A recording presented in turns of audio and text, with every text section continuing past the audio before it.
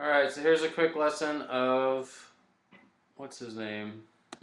Barry Louis Polisar song, All I Want Is You, from Juno. And I've been getting some requests for this one lately from some of my students. And it's a good song to really master the G chord, and the C chord, and the D chord. Because you really can't get enough practice with those three chords if you're new to the guitar, because you're going to use them all the time. So first off, I would use this form of the G chord, because some people use this one, which is good in some circumstances, but when you're switching to C, this is definitely the shape you want. So if you're your third finger here, this note is G, the third fret, your middle finger on the second fret,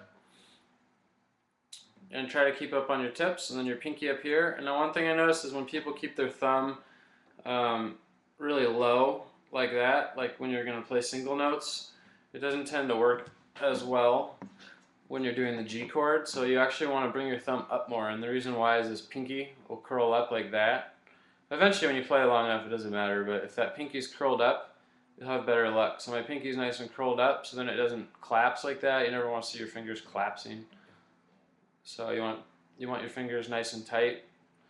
This finger is not going to be up on its tip. Sometimes people also try to get all their fingers on their tips. Don't worry about that. So there's G. And I just get one other trick is when you're learning chords on guitar, put your hand on, then if you're new, and then look at it, take your hand away, and just keep doing that, because playing guitar is just a lot of muscle memory. So we're going to go G, and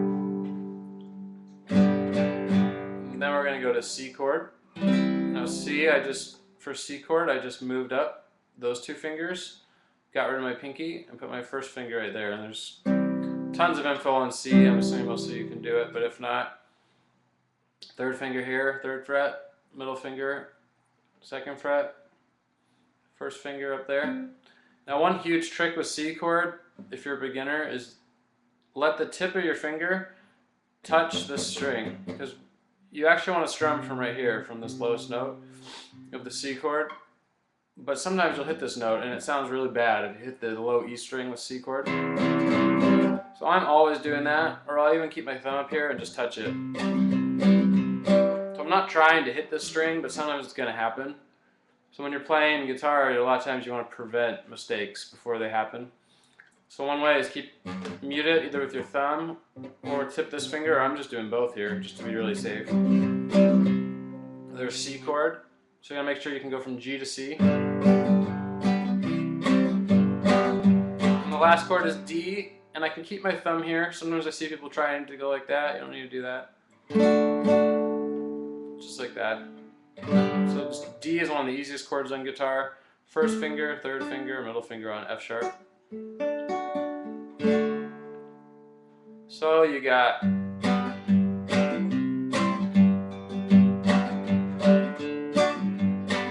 now it sounds cool if you just hit the bass note and then down up. So it's bass, down, up, bass, down, up, bass, down, up, bass, down, up, bass, down, up, bass, down, up. And then on the bass here is, so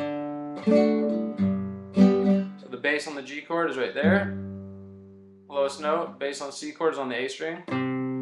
Bass on the D chord is the D string. One thing too it's good to know about is if you hit the A string on the D chord, it doesn't sound that bad. So you don't really have to worry about muting on the D chord. My thumb is still muting the E string because that will sound bad, but so there's the pointers on the chords. Now I'm just going to play along the song. You can see it. Remember the strum pattern is down, bass, down, up, bass, down, up. And essentially the whole song just goes G, C, G, D, G, C, G, D over and over and over. So I'm going to play it through my headphones so it's a little light and just play along. You can see it. So here we go. So the intro, there's no chords yet.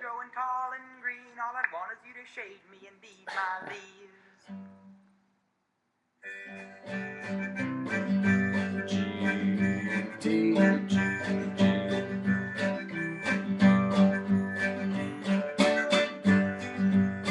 Stay on G, C, G, G, G, D, G, G, C, G,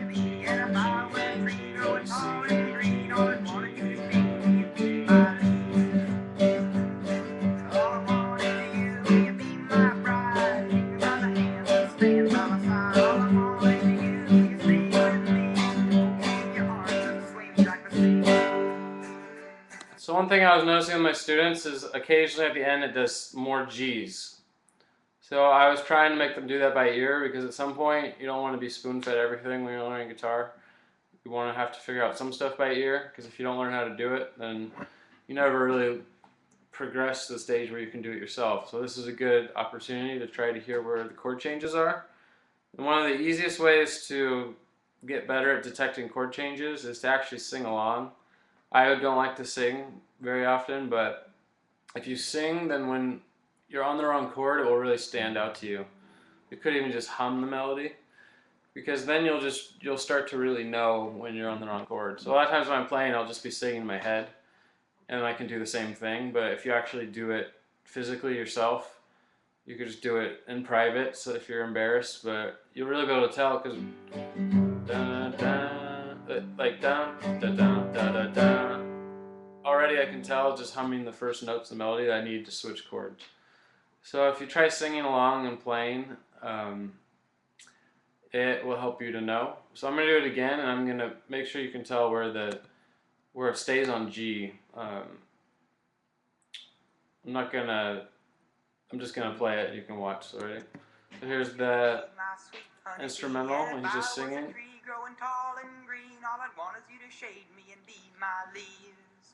So G, C, G, G,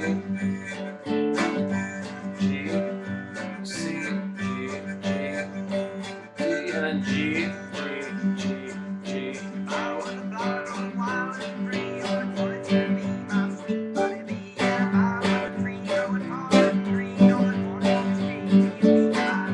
And G 4 times.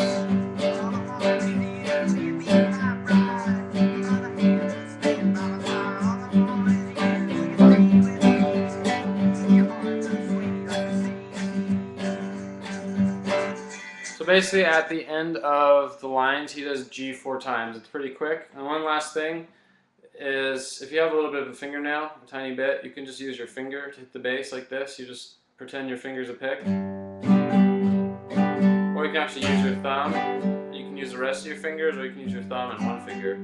So there's 3 ways you could do it. You could, if you're using your fingers, use your thumb as a pick, which is fine on nylon string. You gotta have a little nail if you're gonna do it on steel string. On electric, you don't have to have a nail. Or you can use your thumb and then use all your fingers, which is a good thing to learn how to do. Or you can go like that, thumb, one finger. Or you can use a pick, of course. It also sounds kind of cool with the song if you let your hands touch the strings occasionally. It makes it sound a little rougher. Instead of, it sounds kind of clean, you just go.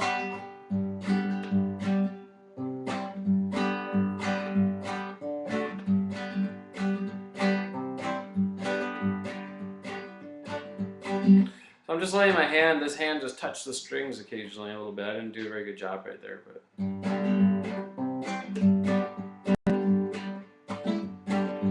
Sometimes it actually sounds better to be a little sloppy, and that's kind of the style of this song. So hopefully this lesson was helpful. I tried to throw in some pointers just about guitar in general, but these kind of songs, and there's a lot of them on the Juno soundtrack where there's like 3 chords, are the best songs when you're starting guitar, because you really can't get enough practice with these basic chords. And especially once you get them really burned into your mind, then you can start doing fancier stuff.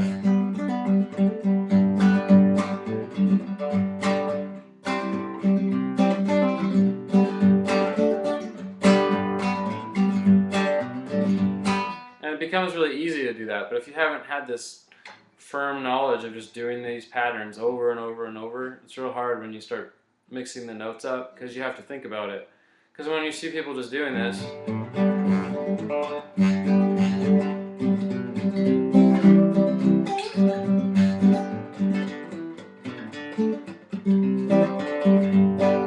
see people doing that, I'm not thinking about that at all. I didn't do the best job in the world, but I'm not thinking about it. It just comes from having done it a lot of times. And then when you add those extra notes, you have that firm chord to go back to. So hopefully this lesson was helpful. If anyone has any requests, let me know. I'm going to be making a lot of videos over the next month or so. Alright, thanks, bye.